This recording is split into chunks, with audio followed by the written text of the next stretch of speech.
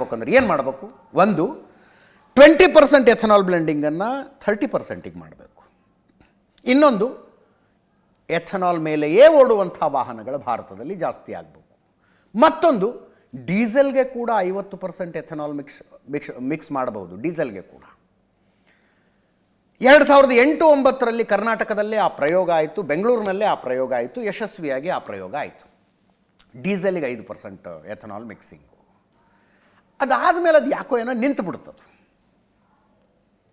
ಅದು ಮತ್ತೆ ಶುರು ಆಗಬೇಕಾಗಿದೆ. ಡೀಸೆಲ್ಗೂ ಎಥನಾಲ್ ಮಿಕ್ಸ್ ಮಾಡಬಹುದಾ? ಏವಿಯೇಷನ್ ಫ್ಯೂಯಲ್, ವಿಮಾನಕ್ಕೆ ಬಳಸುವಂಥ ಫ್ಯೂಯಲ್, ಅದಕ್ಕೂ ಎಥನಾಲ್ ಮಿಕ್ಸಿಂಗ್ ಮಾಡುವ ಪಾಸಿಬಿಲಿಟಿ ಇದೆ. ಏವಿಯೇಷನ್ ಫ್ಯೂಯಲ್ಗೆ 5%. ಅದನ್ನು ಶುರು ಮಾಡಿದ್ರೆ ಎಥನಾಲ್ನ ಬೇಡಿಕೆ ಜಾಸ್ತಿ ಆಗುತ್ತೆ.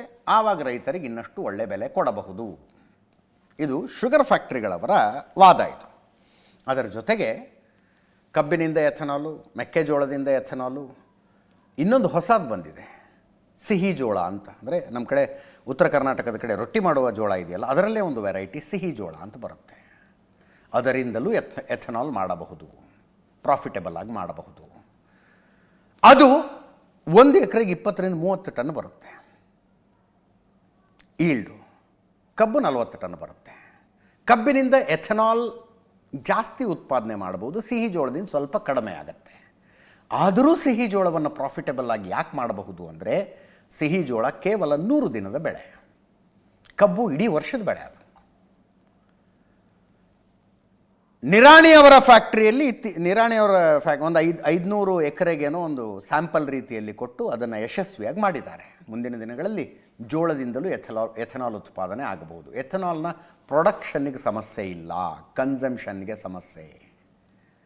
ಸರ್ಕಾರಗಳ ಕೆಲವು ನಿರ್ಧಾರಗಳನ್ನು ತೆಗೆದುಕೊಳ್ಳಬೇಕಾಗಿದೆ. ಆ ನಿರ್ಧಾರಗಳನ್ನು ತೆಗೆದುಕೊಂಡ್ರೆ ರೈತರ ಸಮಸ್ಯೆ ಇನ್ನಷ್ಟು ಬೇಗ ಬಗೆಹರಿಯುತ್ತೆ. ಇವತ್ತಿನ ಅಷ್ಟೂ ಚರ್ಚೆ ಬೆಳಗಾವಿ ಪ್ರತಿಭಟನೆ ಕೇಂದ್ರಿತ ಆಗಿತ್ತು. ಬೆಳಗಾವಿ ರೈತರಲ್ಲಿರಲಿಲ್ಲ. ಬೆಳಗಾವಿ ರೈತರ ಜೊತೆಗೆ ಮುಖ್ಯಮಂತ್ರಿಗಳು ಫೋನ್ನಲ್ಲಿ ಮಾತಾಡ್ತಿದ್ರು. ಕಲಬುರಗಿ ರೈತರ ನಮ್ಮ ಕತೆ ಏನು ಅಂತಾರೆ, ಬಾಗಲಕೋಟೆ ರೈತರ ನಮ್ಮ ಕತೆ ಏನು ಅಂತಾರೆ, ವಿಜಯಪುರದ ರೈತರ ನಮ್ಮ ಕತೆ ಏನು ಅಂತಾರೆ. ಯಾಕೆ ಇದನ್ನು ಎಲ್ಲ ಜಿಲ್ಲೆಗಳ ರೈತರಿಗೂ ಅನ್ವಯವಾಗುವಂತೆ ಒಂದು ನಿರ್ಧಾರ ತೆಗೆದುಕೊಳ್ಳೋದಕ್ಕೆ ಸಾಧ್ಯ ಇಲ್ಲ ಅಂದರೆ, ಒಂದೊಂದು ಜಿಲ್ಲೆಯಲ್ಲಿ ಒಂದೊಂದು ರೀತಿಯ ರಿಕವರಿ ಇದೆ. ಈಲ್ಡ್ ರಿಕವರಿ ಒಂದೊಂದು ಜಿಲ್ಲೆಯಲ್ಲಿ ಒಂದೊಂದು ರೀತಿ ಇದೆ. ಆ ರಿಕವರಿ ವಿಷಯದಲ್ಲಿ ಮೋಸ ನಡೀತಾ ಇದೆ ಅನ್ನುವ ಆರೋಪವನ್ನು ಕೂಡ ರೈತ ಮುಖಂಡರು ಇವತ್ತು ಮುಖ್ಯಮಂತ್ರಿಗಳಿಗೆ ಮಾಡಿದ್ರು. ಅದು ಬೇಸಿಕಲಿ ಪಾರದರ್ಶಕವಾಗಿಲ್ಲ, ಸಿಸ್ಟಮ್ ಟ್ರಾನ್ಸ್ಪರೆಂಟ್ ಆಗಿಲ್ಲ. ಅದು ತೂಕ ಮತ್ತು ರಿಕವರಿ ಎರಡು ವಿಷಯದಲ್ಲಿ ನಮಗೆ ಕ್ಲಾರಿಟಿ ಬೇಕು ಅಂತ ಹೇಳ್ತಾರೆ ರೈತರು. ಮಾಡಬೇಕಾಗಿರುವ ಕೆಲಸ ಅದು.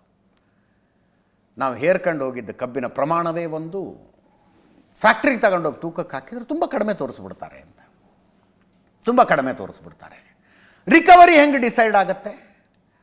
ಒಂದು ಸೀಸನ್ನಲ್ಲಿ ಅಷ್ಟೂ ಕಬ್ಬನ್ನು ನುರಿಸಿ ಟೋಟಲ್ ಎಷ್ಟು ಕಬ್ಬು ನುರಿಸಿದ್ವಿ, ಟೋಟಲ್ ಎಷ್ಟು ಸಕ್ಕರೆ ಪ್ರೊಡಕ್ಷನ್ ಆಯಿತು, ಅದನ್ನು ಡಿವೈಡ್ ಮಾಡಿ ಇಷ್ಟು ರಿಕವರಿ ಅಂತ ಹೇಳ್ತಾರೆ. ಬೆಳಗಾವಿ 11.25 ಇದೆ, ವಿಜಯಪುರ ಜಿಲ್ಲೆ 10% ಇದೆ, ಮಂಡ್ಯಕ್ಕೆ ಬಂದರೆ 9% ಆಗುತ್ತದು. ಇದನ್ನು ಅವ್ರ ಫ್ಯಾಕ್ಟ್ರಿ ಅವ್ರು ಹೇಳ್ತಾರೆ, ನಾವು ಕೇಳ್ತೀವಿ. ಫ್ಯಾಕ್ಟ್ರಿಗಳ ಮುಂದೆ ಒಂದು ಲ್ಯಾಬೊರೇಟರಿ ಮಾಡಿ, ಪ್ರತಿ ಲೋಡ್ ಕಬ್ಬು ಸ್ಯಾಂಪಲ್ ತಗೊಂಡು ಒಂದೊಂದು ಟೆಸ್ಟ್ ಮಾಡ್ಕೊಂಡು ಹೋಗಿ. ಕಬ್ಬಿನ ಕ್ವಾಲಿಟಿ ರೈತನಿಗೆ ಅಲ್ಲೇ ಗೊತ್ತಾಗಬೇಕು ಅನ್ನೋದೊಂದು ಬೇಡಿಕೆ ಇದೆ. ಜೊತೆಗೆ APMCಗಳ ಕಡೆಯಿಂದ ವೇ ಬ್ರಿಡ್ಜ್ಗಳನ್ನು ಮಾಡಬೇಕು ಅಂತ ಸರ್ಕಾರ ಅದಕ್ಕೇನೋ ಒಪ್ಕೊಂಡು ಹಂಗಿದೆ. ಹೊರಗಡೆನೇ ತೂಕ ಹಾಕಬೇಕು, ಆಮೇಲೆ ಒಳಗಡೆ ಹಾಕಿ ತೂಕ ಮಾಡಲಿ. ಹೆಚ್ಚು ಕಡಿಮೆ ಬಂದರೆ ಯಾಕೆ ಕಡಿಮೆ ಆಯಿತು ಅಥವಾ ಯಾಕೆ ಜಾಸ್ತಿ ಆಯಿತು, ರೈತ ಪ್ರಶ್ನೆ ಕೇಳಲಿ, ಉತ್ತರ ಕೊಡಲಿ. ಇದೆಲ್ಲವೂ ಚರ್ಚೆ ಆಗಿದೆ.